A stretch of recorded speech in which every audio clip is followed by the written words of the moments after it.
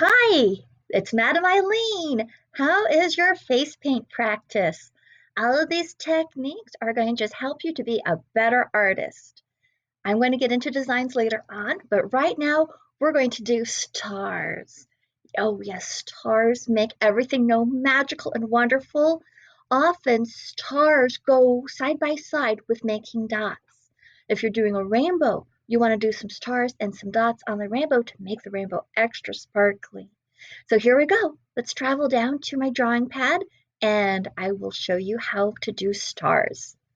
We're going to go down. Hello, desk, and flip around. Do, do, do, do, do. Are you getting dizzy yet? Do, do, do, do, do, do. All right.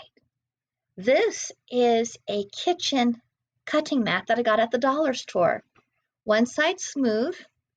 That's the side you do not use. And the other side is rough. You can hear the texture scratch. Now we'll get started. After you load up your paint on your brush, when you're making a star, you definitely want a brush with a tip. This is an older brush, so the tip is worn down a bit. So we'll see how this goes. In order to do the star, it is a series of long, thin teardrops, but you're going to make your teardrops small. I'm going to take a flat plastic sheet. Just a quick review on how to do a teardrop. Your paintbrush is going to touch down on the surface. You're going to flex down, and then you're going to pull as you lift the brush slowly up so those bristles will naturally go back up into a perpendicular angle to your surface. Perpendicular means 90 degrees, just like that. So it's not even because I was doing it sideways, but I wanted to show you the technique because now I'm going to do it on this paper. This is my star real time. I like to flick it up. I go back to the bottom and flick it down. Then I go back to the center and I pull and flick left, pull and flick right. Now the reason why you do teardrops is the points get nice, sharp, and pointy. If I just do a cross, those lines are even. There's no thickness or variation. Those are boring. But if you add variance, so this is a regular star. Another technique is the double star. Oh, I'm going to do small stars first.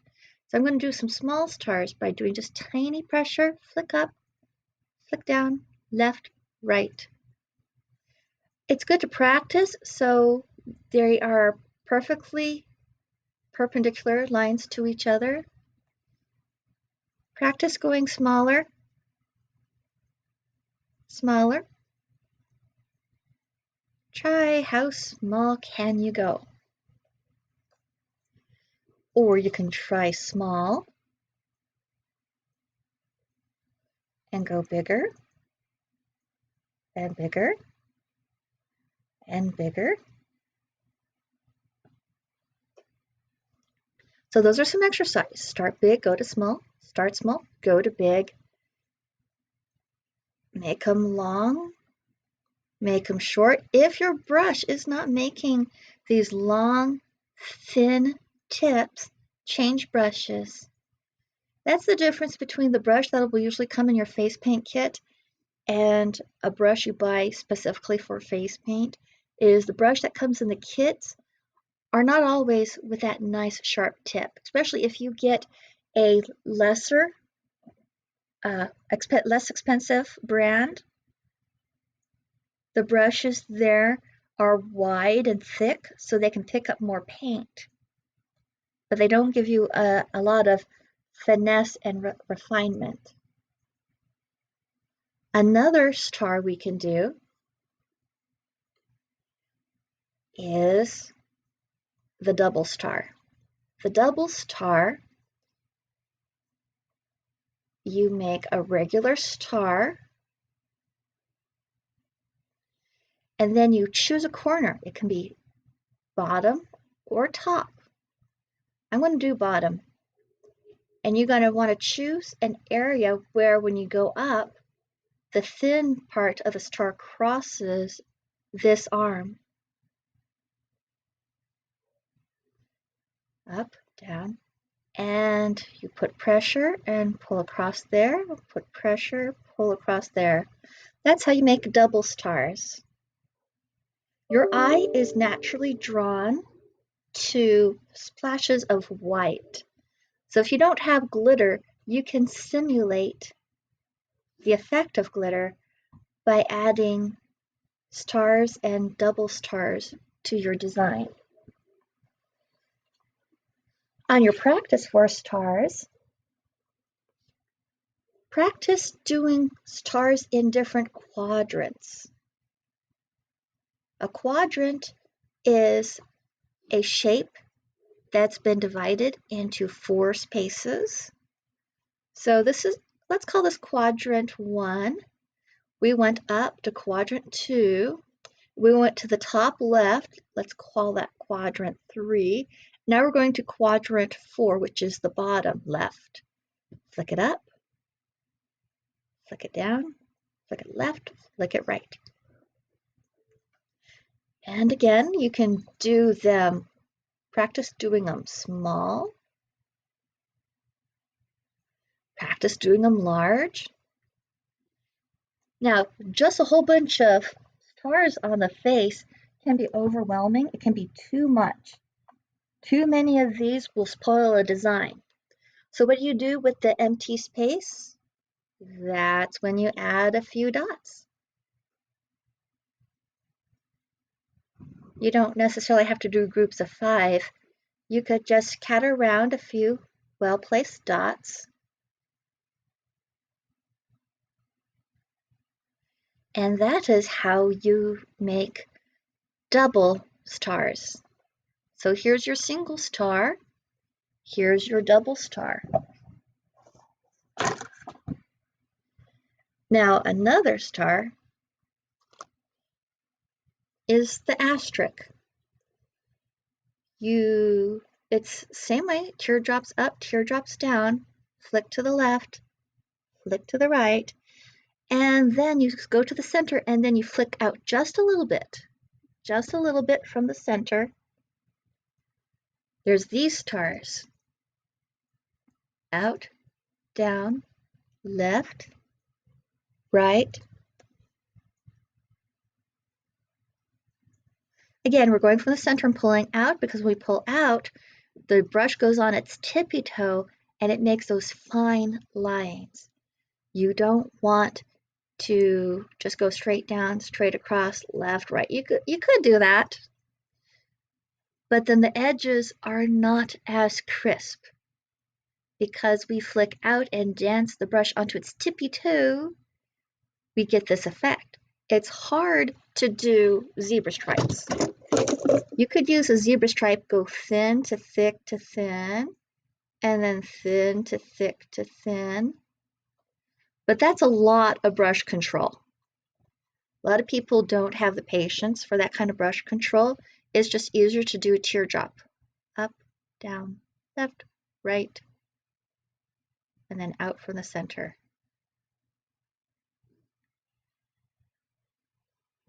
I'm going to look at my notes.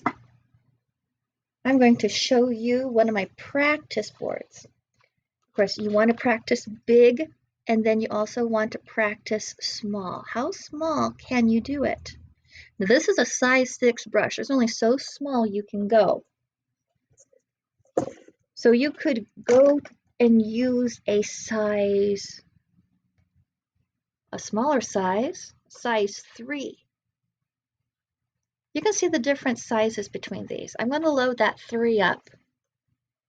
I'll do some stars with the number 3. I'm loading it up left-handed. If you want to challenge yourself, try these face paint practices with your left hand.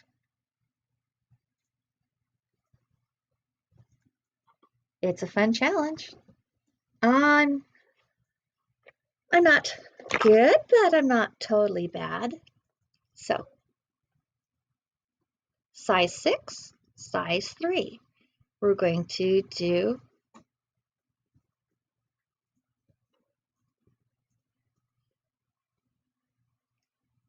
a star with the size 3 brush. If you get good at dancing your brush on its tippy toes, you can, as you see, you can do a very delicate star. You can see it's very similar to this. You don't need a small brush to make delicate lines. You just need a brush with a nice sharp tip and just practice your control.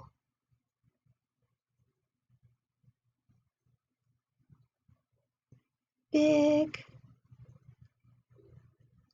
little. So those are 3 major types of stars to practice. Here's my practice board. Got some single stars of different sizes. Got some double stars. I got the asterisk star. I got an asterisk where they're all the same size. Just to practice, see how does that look. On your double stars, you can practice doing this second star closer in or further out, just as long as the stars connect with 2 of their points. You make a box like that, and you don't have to do your stars perpendicular on a face. So you have a box. You could do that double star at an angle.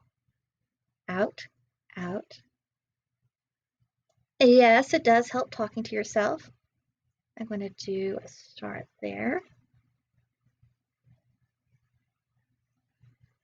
You can do double stars where they're more like X's than T's, and your box is actually at an angle. Add interest by adding dots of different sizes. The dots soften the harsh edges of the stars. You don't want to overwhelm a design with stars, just use it strategically enough to catch your eye. Ask yourself, where on the face do I want people to draw their attention? So have fun practicing your stars. I'll see you next time.